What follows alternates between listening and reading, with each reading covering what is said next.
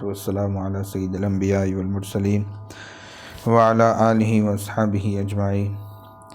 میں مولوی صدیق اکبر YouTube channel اسرا T V سے۔ سادگی، جس کا دل سوز و گداز سے بھرا ہوا تھا، وہ ظاہری رکھ رکھاؤ کی طرف کب متوجہ ہو سکتا تھا؟ اس کا دماغ بناؤ سنگار، آرائش و زیبائش کے تصور سے بھی آشنا نہیں ہو سکتا۔ چنانچہ حضرت شاہ اسماعیل صاحب کی سادگی مشہور ہے۔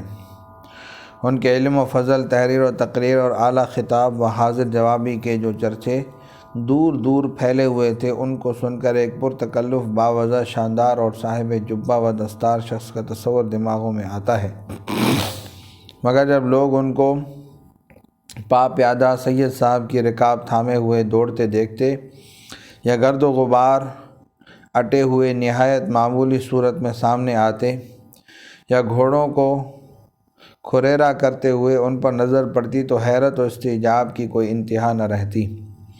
دیوبند کے جلیل القدر مشہور عالم حضرت مولانا ذوالفقار علی صاحب کا بیان ہے، جب حضرت سید صاحب کی تشریف آوری کی خبر مشہور ہوئی تو دیوبند کے بڑے بڑے لوگ استقبال کو نکلے۔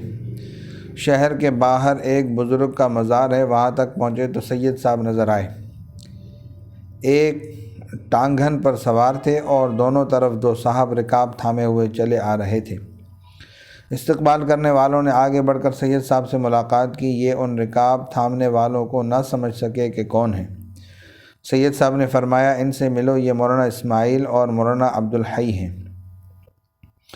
لکھنؤ کے علم دوست آپ کے علم و فضل، حاضر جوابی اور نکتہ سنجی کی شہرت سن کر ملاقات کے لیے آتے تو کبھی آپ سے سپاہیانہ لباس میں پریڈ کرتے ہوئے ملاقات ہوتی، کبھی گھوڑوں کے اسٹیبل میں، اور کبھی یہ بتایا جاتا کہ مولانا اسماعیل وہ ہیں جو گھوڑے کو کھریرا کر رہے ہیں۔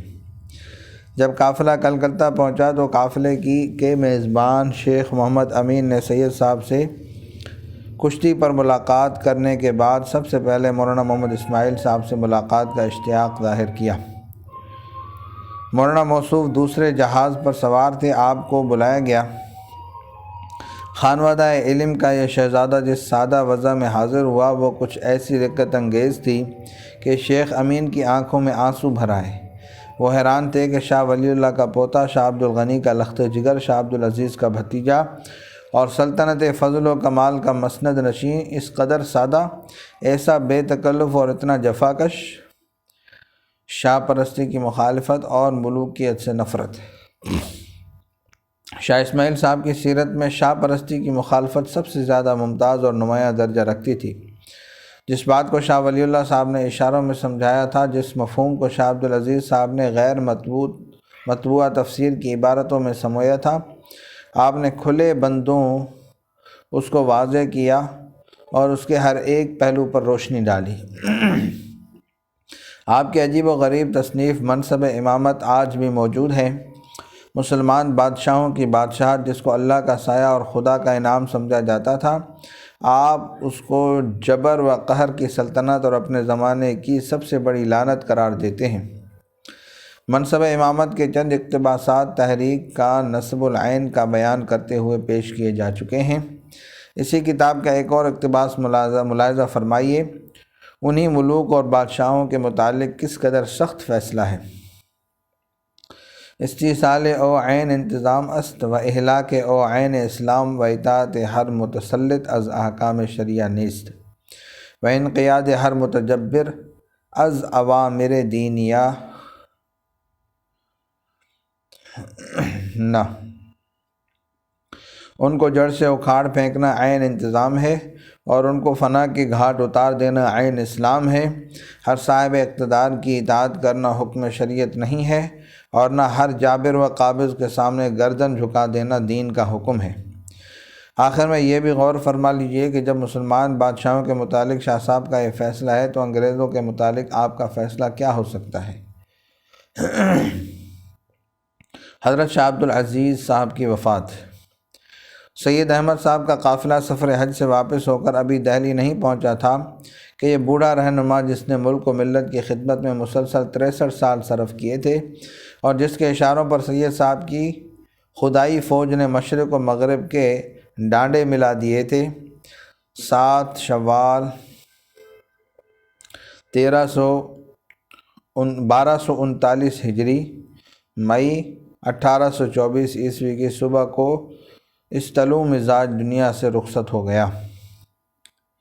اس حادثے کی تفصیل کا نہ یہ موقع ہے اور نہ اس کی ضرورت ہے، البتہ تحریک سے متعلق چند باتیں اس باب کی تکمیل کے لیے ضروری ہیں۔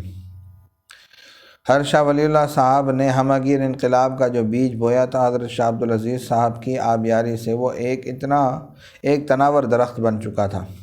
چنانچہ تعلیم و تربیت اور ایک مخصوص قسم کی اخلاقی ٹریننگ جو اس نصب العین اور اس منزل مقصود تک پہنچنے کا بہت ضروری پروگرام تھا، اس کا حلقہ اتنا وسیع ہو چکا تھا کہ پورے ہندوستان میں قرآن و حدیث کا کوئی ایک قابل اعتماد عالم ایسا نہ تھا جس کا رشتہ تلمذ بالواسطہ یا بلا واسطہ حضرت شاہ عبدالعزیز قدس اللہ سرہ العزیز کے دامن فیض سے وابستہ نہ ہو۔ نمبر 2، عسکری تنظیم کے سلسلے میں سید صاحب کی زیر قیادت تقریباً 800 مجاہدین حریت کی فوج تیار ہو چکی تھی، جس کے ہر ایک رضاکار کے رجحانات و جذبات ولی اللہ اصول کے سانچے میں ڈھلے ہوئے تھے اور وہ سیاسی و سماجی انقلاب کی زندہ تصویر بن چکا تھا۔ نمبر 3، قافلے کے پے در پے دوروں نے لاکھوں انسانوں کے دلوں میں جذبہ انقلاب کی وہ حرارت پیدا کر دی تھی کہ جس کو 1857 عیسوی کے قیام خیز ہنگاموں کا خونی سیلاب بھی سرد نہ کر سکا۔ اس کی پاک باز زندگی اور مخلصانہ خدمات نے لوگوں میں وہ گرویدگی پیدا کر دی تھی کہ جنازے کی نماز جو ایک مرتبہ پڑھی جاتی ہے، اس شہنشاہ علم و عمل کی جنازے پر 25 مرتبہ پڑھی گئی۔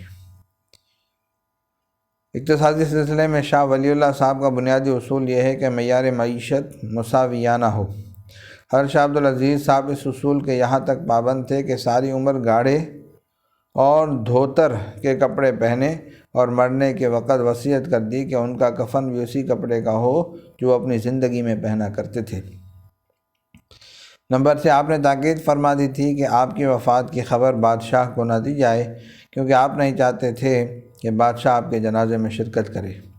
یہ وصیت اور تاکید اس وجہ سے نہیں تھی کہ بادشاہت کی ذات سے آپ کو نفرت تھی، یہ واقعہ ہے کہ بادشاہ آپ کا احترام کیا کرتا تھا اور آپ بھی بادشاہ کے ساتھ حسن اخلاق سے پیش آتے تھے، بلکہ اس وصیت کا اصل سبب وہ تنفر تھا جو خدا پرست مومن کو ملوکیت اور ملوکانہ شان و شوکت سے ہونا چاہیے اور جو ہمہ گیر انقلاب کا ایک جز تھا۔ جانشین اور تقسیم کار مولانا شاہ محمد اسحاق صاحب حضرت شاہ عبدالعزیز صاحب کی زندگی ہی میں اس گروپ کے سربراہ کار اور انچارج کی حیثیت سے خدمت انجام دے رہے تھے، جو تعلیم و تربیت اور مرکزی تنظیم کا ذمہ دار تھا۔ حضرت شاہ صاحب بھی آپ پر وہی اعتماد کرتے تھے جو صحیح جانشین پر کیا جاتا ہے، لہذا حضرت شاہ عبدالعزیز صاحب کی وفات کے بعد حضرت شاہ اسحاق صاحب ہی جانشین قرار دیے گئے۔ دوسرا گروپ جس کو فوجی خدمات اور امور خارجہ سپرد تھے، وہ بدستور حضرت سید احمد صاحب شہید رحمہ اللہ کی زیر قیادت اپنے فرائض سر انجام دیتا رہا، بلکہ اپنے قائد اعظم کی وفات کے بعد پہلے سے زیادہ چست ہو گیا۔